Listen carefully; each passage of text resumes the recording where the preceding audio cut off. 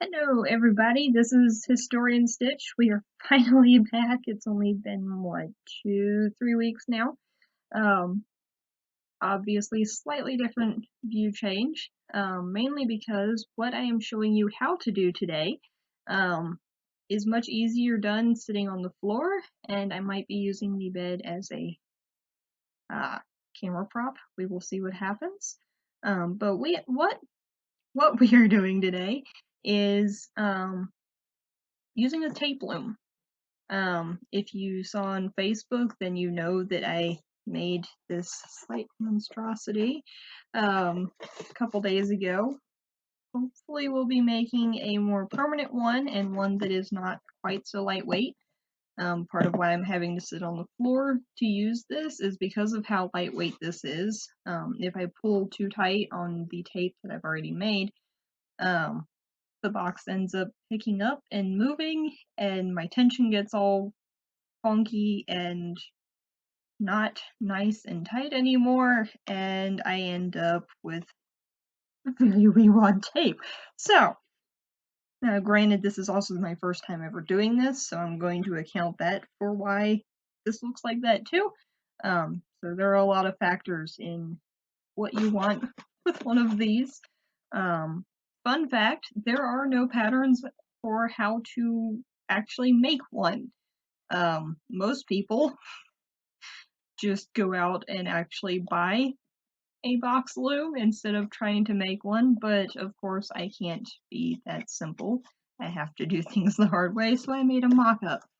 Um, Basically, to make one like this, you need a paper towel holder, or cardboard rather, decent sized box. This one I just had downstairs and basically took a knife too. I cut most of the flaps off the top. I have one at the back here that's kind of helping hold the cardboard still when I actually have tension on it. You can see my threads already wrapped up in there. And then there's the front. Basically, pull this out so you can actually see it. You can see the slits in it, you can see the holes. Just so that I could tell the difference in what I'm doing here.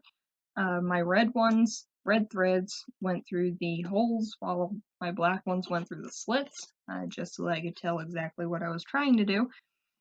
Basically, it's set up this way so that half your threads are mobile, half of them are not, depending on how wide you want to make your tape.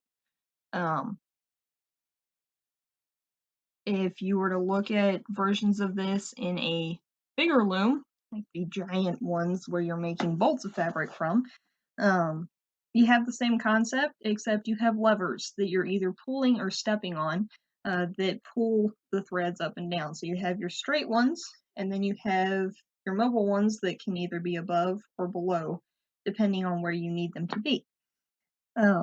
That'll be a little bit easier to see when I show you actually how to loom a little bit. But basically, like I said, I took a knife to this sucker to make it, just cutting the slits where I wanted them, and then I used a Swiss Army knife, so it has an awl attached, but you can just use an awl for the tip of the knife to make the holes.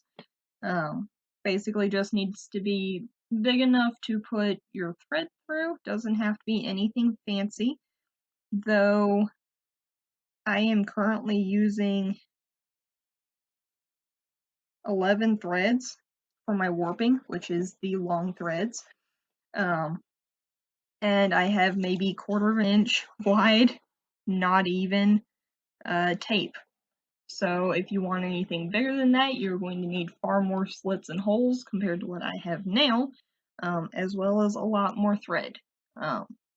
Isn't going to take it necessarily any longer to do it, or any shorter amount of time, because the looming process itself actually isn't all that complicated, which when I show you later, it's really not. It's super simple. It's actually even easier when you're using the big ones. The biggest problem with looming of any kind is setting it up. because if any of your threads, warping or weft, get somehow discombobulated and twisted together, or some of them snap and others don't, you're going to have really funky spots in your fabric or tape. But yeah, that's basically how this contraption is set up. If you look at our Facebook page, Historian Stitch, you will see the post that I did yesterday about my Tune Up Tuesday sort of thing about this and what tape was used for, both in the past and present day. I'm thinking I'm going to be using this much more, just because this is going to be much cheaper, going to take longer, granted, but going to be cheaper than buying cotton twill tape from Amazon. So, this will be a fun and entertaining experience. So, I'm going to set the camera up a little bit differently now, and then I will show you how to properly loom. And then that'll basically be it for this video. Per usual, if you have any suggestions on what should or shouldn't be done for our next how-to video, which will be next Wednesday, I swear it will, then please put it in the comments below. I'm thinking maybe the next one might be how to net.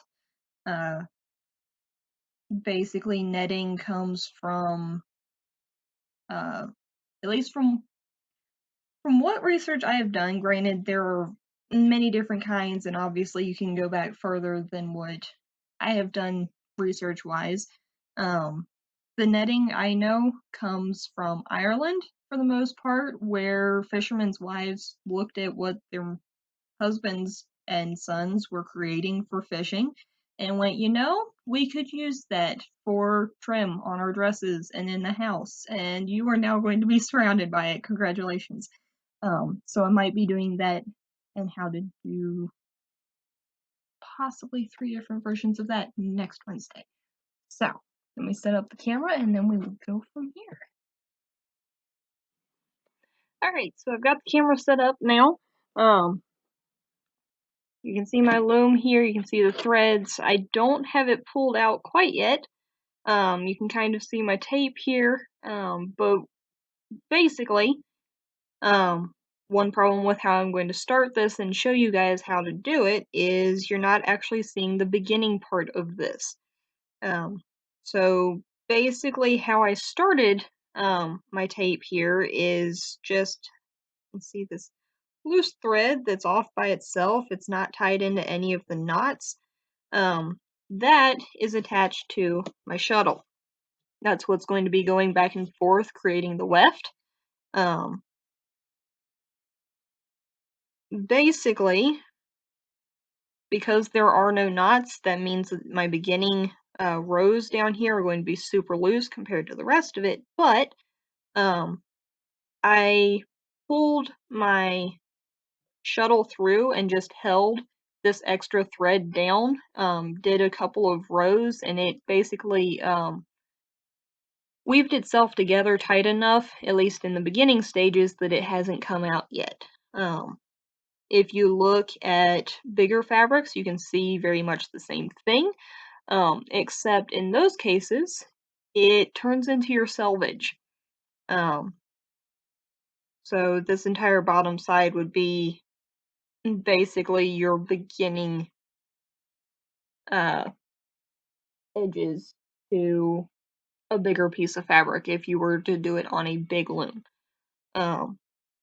Now the rest of this, once I actually pull it out and explain it to you, is going to go very quickly. This is actually going to be one of my shortest videos that we're doing. However, there are multiple ways that this can work, at least in the bigger versions. Now, one thing that I do not have on here is a way to stabilize my roller here, so the tension's going to be a little wonky. That's part of why the tape itself is a little wonky. But we have, along with that, your tension can change depending on where your mobile threads, these that are currently at the top, and my stable threads, these that go through the holes, um, are positioned. Obviously, my stable threads cannot move, but let me pull this out a little ways here.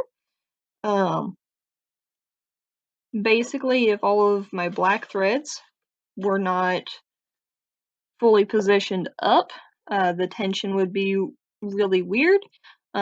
Same for when I push them down. They all need to be fairly even, elsewise this will not work. Um, Another bit of tension that can change what your um, tape looks like is how far away from the box itself you are. Um, in some of the reproduction box looms you can get, um, they can that can be fixed because you have another roller on this side of the loom itself that's rolling up your tape, so you're keeping a constant distance. Whereas with this one, that's obviously not an option. Um, another, not another, one thing that could be different. Oh, no, that was another. Another thing that could be different about this loom versus other store-bought box looms, is how you're moving it between the slits themselves, how your mobile threads are moving. Um, in this case, I'm manually moving them up and down because of how tight these slits are. In store-bought ones, you have probably an 1/8 of an inch or 1/16 cut so that your threads can move up and down freely. That movement is actually much more preferable because you can't quite see it in the video, but my threads are becoming really fuzzy, meaning they are going to fall apart much quicker if I don't move on to the next section fairly soon. Um, so that makes a big difference, other than because it could fall apart on me, because I'm having to force the threads up and down. If I were able to move them freely, I would be able to have it up, pull it up into the upright position, pull it down into the lower position. Um, Unfortunately, I can't do that quite yet. That will be in the later creation, the more permanent creation that I will do. Um, the other variation on the actual box looms that you can get is they could work like the really big looms do. Um, in some with those really big looms, as I mentioned before, you could have levers that you're pulling or levers that you're stepping on to move your mobile threads up and down. Or, um, no, there is no or with it. Sorry. Um, in the case of a box loom, you're going to have a small switch on the side that would be doing that for you to pull those up and down. Um, Not really all that common in these tiny ones, mainly because of how many extra gears you have to put into the box for that to work. But it could be an option. You know, basically, what I'm going to do with this box now that I have it pulled out at least a little ways here is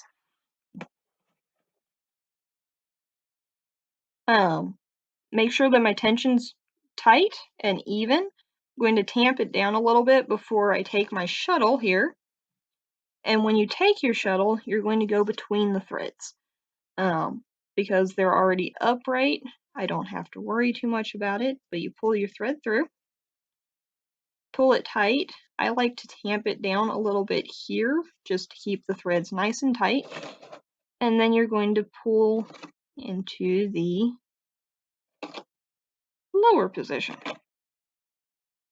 Hopefully, without having it get twisted like what just happened there. Twisting tends to make for very funky thread, or tape rather. So we have that, immediately as soon as I got those threads down, you can see I moved my finger to the bottom. That's the second tamping that I'm going to do. That makes sure that this thread is nice and tight in there before I toss it back through the other way. Tamp it down again and go back into the upright. I don't know if you saw it, but my tension just got much looser on this end of things, if only because my paper towel roll moved. But basically, this is how you're looming, whether it's on a tiny loom such as this or on the bigger ones. Basically, yeah, that's just about it. There we go. It's a little bit too loose. In some cases, if I had to guess, this wasn't just a project that you could give to little girls, especially so that they could make their own garters and ribbons, but it could also be the early trainings for such a project. Um, Such projects, depending on where you were in the world, could also be given to young boys, especially in Northern Ireland and Ulster, Ireland specifically. Put this up, I need to move those down. It tended to be custom that men were the ones who did the loom work of all kinds, whereas the women were the ones doing the hard work. Or at least what we would look at as the hard and more skillful work today. According to the time period, per usual historic terms, there is that problem of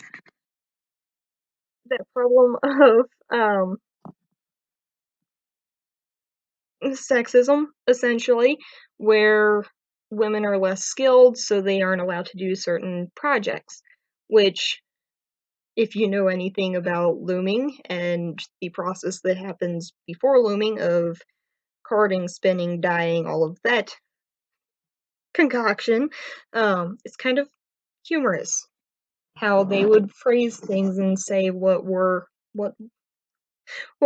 and what wasn't skilled work. So men were in charge of looms, whereas the women would be in charge of all of the rest of that mess. At least depending on the family. In some cases that could change, other cases they were very rigid about it. So, in the old world, before everyone moved to America, this was more than likely something you would give to a young man to learn. Something that you can work on without screwing up too much. Whereas in the later years, it would become something more that you could give to young ladies so that they can make their own garters and ribbons and decorative trims, things like that. Um, but yeah, that's basically how you use at least this version of a box loom. Once I have a more permanent one, I will probably do this again. I might even do a video on how to make one. Um, we will see how that one works. But um, once again, next Wednesday we will be doing netting. Not knitting, but netting. Possibly those 3 different versions. And yeah, that's basically it. I would like to give one quick shout out to the George Tyler Moore Center page here on YouTube.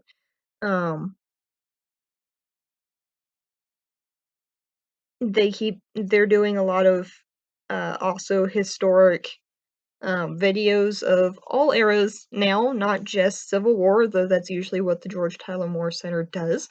Um, but I believe it is every Friday they've been doing cocktail histories. So you not only get to learn how to make the cocktail and drink in your own house and have fun with that, but you also get to learn the history and maybe some tidbits of history that go around the time frame that that cocktail was first drunk.